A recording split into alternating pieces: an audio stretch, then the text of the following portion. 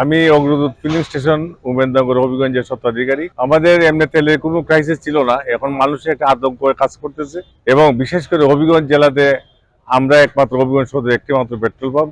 আগে একটি petrol pump ছিল শহরের দক্ষিণ দিকে, এই পেট্রোল পাম্পটা বন্ধ হওয়ার যার কারণে আমাদের এখানে চাপ সৃষ্টি হয়েছে এবং খোলা তেলের দোকান ছিল হবিগঞ্জ শহরে প্রায় 20টি, আর আশেপাশে প্রায় 30-40টি দোকান ছিল।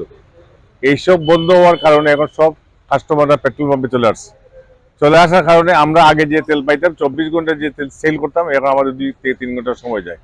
আমরা ঠিক বর্তমান চাহিদায় অনুপাতে তেল পাচ্ছি না। আমরা যদি বর্তমান চাহিদা অনুপাতে তেল পাই তাহলে হয়তো এত যানজট থাকবে না। যানজটের একমাত্র কারণই হচ্ছে যে এখন বাইরের দোকানগুলো সব বন্ধ হয়ে গেছে, একটা পেট্রোল পাম্প বন্ধ হয়ে গেছে, এই সব কাস্টমারগুলো এখানে এসে ঢুকতেছে।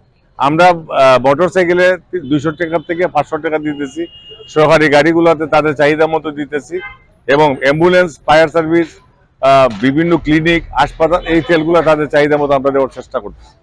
এবং এই হবিগঞ্জ শহরে অনেক জেনারেটর, প্রায় আপনার 3 থেকে 400 জেনারেটর, 1 ঘন্টা কারেন্ট না তাহলে 1000 লিটারের চাহিদা বেড়ে যায়।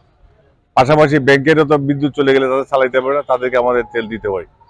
এইসব মিলিয়ে আমাদের যে চাহিদা আছে, চাহিদা যদি আমরা এখন বর্তমানে যে আমাদের এই প্যাক পয়েন্টগুলো বন্ধ হওয়ার কারণে চাহিদাটা আমাদের বাড়ছে। আমরা যদি 10 থেকে 11,000-12,000 লিটার প্রতিদিন ডিজেল পাই তাহলে আমাদের আর এই ক্রাইসিসটা থাকবে না। পেট্রোল অকটেন আমরা এখন পাইতেছি মাত্র প্রতিদিন 1000 থেকে 2000, যে কারণে আমাদের ক্রাইসিস। আমাদের বলছি যে আমাদের তো মিনিমাম অকটেন পেট্রোল মিলিয়ে 5,000 লিটার দেওয়ার জন্য দিলে হয়তো আজকের এখানে যে যানজট বা যে মানুষের যে ভোগান্তি আছে এটা থাকবে না। মূলত সরকারের কাছে যে হিসাবটা সেটা হচ্ছে ফিলিং স্টেশন থেকে যে তেলগুলা বিক্রি হয়েছে আগে, এই তেলগুলার হিসাব বিপণন কোম্পানিগুলোর কাছে।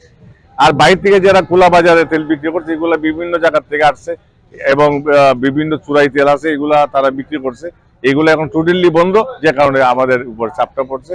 আশা করি এই চাপ হতে থাকবে না। সরকারের কাছে তেল বলতেছে তাদের কাছে মজুদ আছে, কিন্তু সিস্টেম হয়। আমাদের হবিগঞ্জ জেলা প্রশাসক সাহেব যদি আমাদেরকে রিকমেন্ড করে দেন যে আমাদের চাহিদা মতো তেল দেওয়ার জন্য, তাইলে হয়তো বিপণন কোম্পানির থেকে আমরা আমাদের চাহিদা মতো তেল পাবো। আমরা জেলা প্রশাসক আগামীকাল আবার দেখা করবো, যেহেতু আগের জেলা প্রশাসক সাহেব চলে গেছেন, এখন নতুন জেলা প্রশাসক সাহেব আসছেন। উনি যদি আমাদেরকে রিকমেন্ডেশন করে দেন তাহলে আমরা বিপণন কোম্পানিতে তেল পাবো এবং তেলের ক্রাইসিস আর থাকবে না। আমরা নিয়মিত দিচ্ছি।